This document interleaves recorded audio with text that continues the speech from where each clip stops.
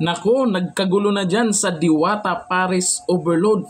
Bakit nagkagulo? Nag-away, nag-agawan sa pila. Nag-agawan dahil lang po sa pila.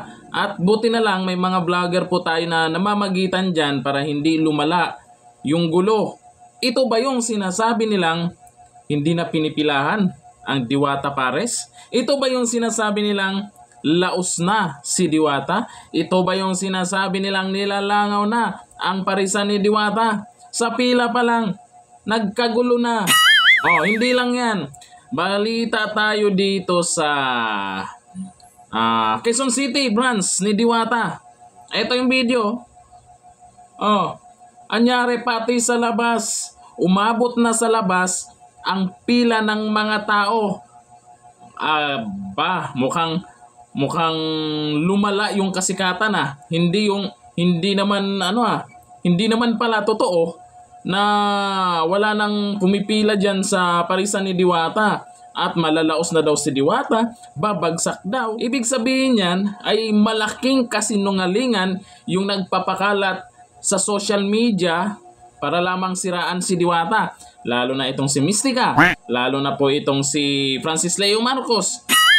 Peking Marcos yan. Norman Mongosin pala. O ano ngayon? Ano nang balita ngayon sa inyo?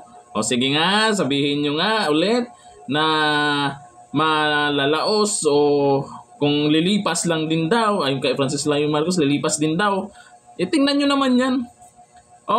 Yan ang update po ngayon kay sa parisan po ni Diwata. Diyan po sa Quezon City.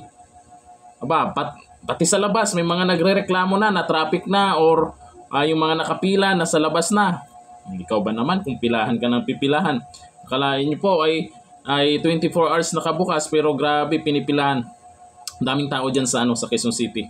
At napakaganda po diyan. Malinis po ang pwesto diyan. At dito po sa Pasay City, ito na pinaganda na ng pinaganda. Ako sa inyo, yung mga inggiters kay Diwata, maghanap kayo ng yung talagang kapanipaniwalang paninira nyo sa Diwata Pares. Yung talagang kapanipaniwala. Itong si Norman Mangusin sa mukha pa lang naniniwala ba kayo diyan? Walang ibang ginagawa kundi laitin, murahin si Diwata. Tapos sabihin lilipas din daw si Diwata.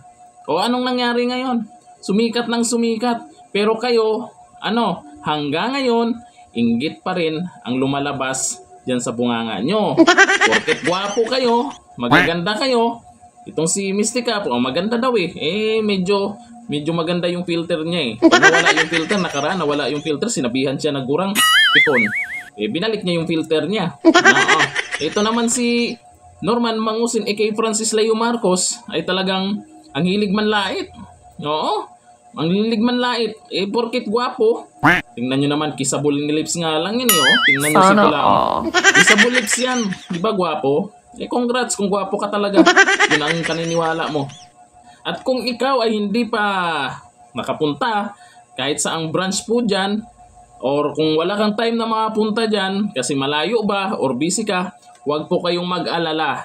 Merong pangatlong branch po si Diwata. Pasay, Quezon City, at Abangan po ninyo. Marami pang bubuksan. Siyempre po, inaasikaso ngayon yung pwesto at hindi muna nilabas sa social media kasi po sikat, di ba? Pupuntahan yan, dudumugin yan, madidisturbo lang po yung paggawa at paghahanda. Hanggang dito lang. Thank you. Bye-bye.